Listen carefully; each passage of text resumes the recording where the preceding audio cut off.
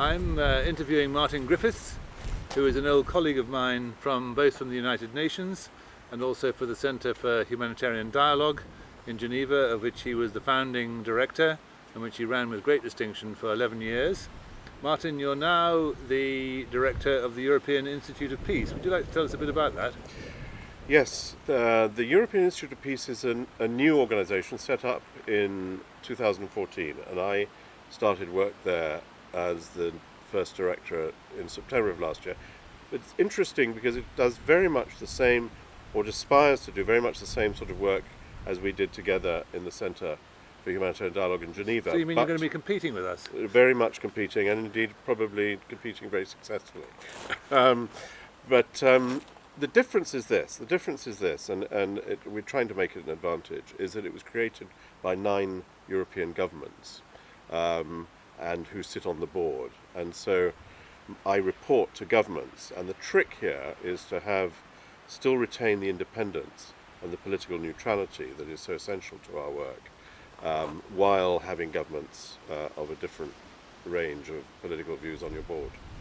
Well, one of the things I always admired about you is that you have a certain swashbuckling quality and you're a risk taker, and I noticed that in the work that we did together you were always ready to take that risk, to push the limit and to push things ahead. Do you think that's going to be possible with a board composed of representatives of European governments? Well, that's the challenge, and indeed there would be some governments who I would not want to have on the board, precisely because I think they would start giving political instructions.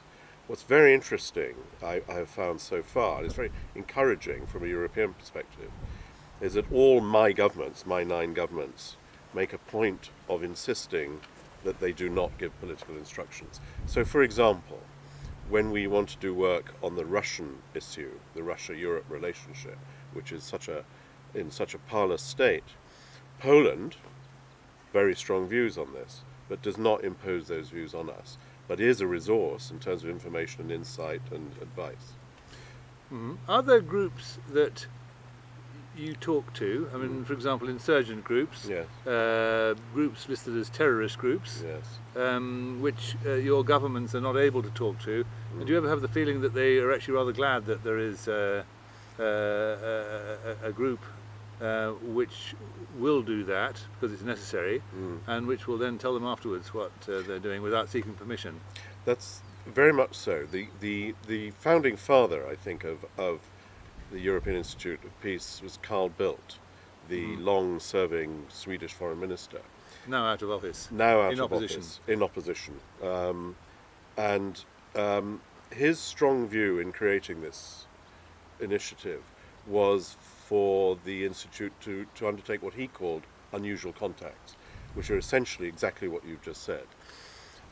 In Syria, we are in touch with a terrorist group. And it was very, very interesting to me that when I reported that, and reported some of the things we were hearing to my board, to those 9 governments, none of them had any objection. On the contrary, they were very, very supportive, precisely for the reason that you put forward, which is that these are contacts they can't make. Are there any groups that you would not talk to, and why would you not talk to them? Well, I think the ISIS is the one problem area. I think it would be very difficult for us as an institution to talk to ISIS. I think there would be a line that would be drawn, by the way, by our governments.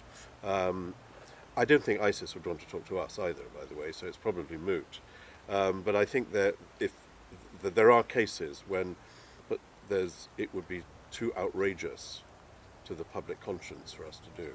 So to that extent, there are limits, which are not the same for the centre in Geneva. But are there limits that you yourself would want to draw, as opposed to limits which, if you like, are there by the nature of the backing that you get from those governments?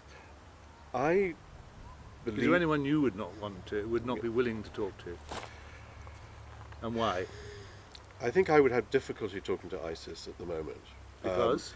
Because I don't think there's advantage to be got from it. I don't think there's an achievable objective, and that the only outcome at the moment would be some kind of semi-endorsement or legitimizing of ISIS.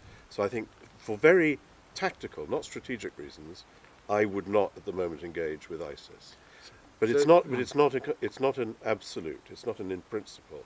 So if we turned it round the other way, you would, in principle, be ready to talk to any group as long as there is an achievable objective and there is some specific point to doing so. Yes, exactly. We set out 4 criteria. One, that the engagement would be secure, that people doing it would not simply add to the burden by becoming another hostage.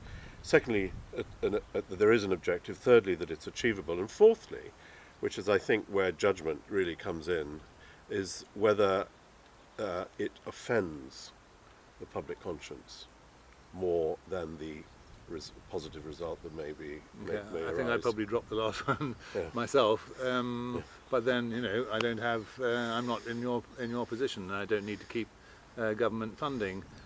Martin, I think I assume, I infer from everything you say that you think that soft mediation is a growth area. It's a growth industry, precisely because it's flexible, it's fast, and it does things that governments can't do, but that they know need doing. Where you're here, you're cooperating with Beyond Borders. Beyond Borders and your logo appear side by side.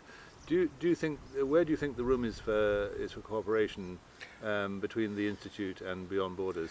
I think Beyond Borders is a remarkable achievement by all of the people involved in it. Mark, obviously, but all of you who have created this this festival. But it's more than a festival, it's an idea. And I think what's very, very important for people in our position is that you have an organization here which is also involved in cultural exchanges and cultural dialogue, as well as in political dialogue, as well as in engagement between civilizations. That is unusual, very unusual. It's very open to different cultures. And we tend to become too political, too restricted in our views of the world. So I think that Beyond Borders for us is a perfect partner. The fact that it's in Scotland makes it even more interesting and more valuable. Scotland's potential role in the world of mediation is enormous, and that'll be a great journey to go on together. I think it's also just one last point, which is that it's my observation that very often the groups that can't talk together on their home turf find it much easier to talk to one another and also to establish better relationships and understanding on third ground, such as Scotland, such as somewhere like here at Traquair. Yeah, here at Traquair is a very interesting idea for, the atmosphere of the place is exactly conducive to the sort of dialogue that you and I worked on for so long. Add in this amazing achievement in Scotland of a referendum for independence, which was managed in such a successful way, and you have a really great brand, a great assistance to the business. I think that's a good note to finish on. Thank you very much, Martin.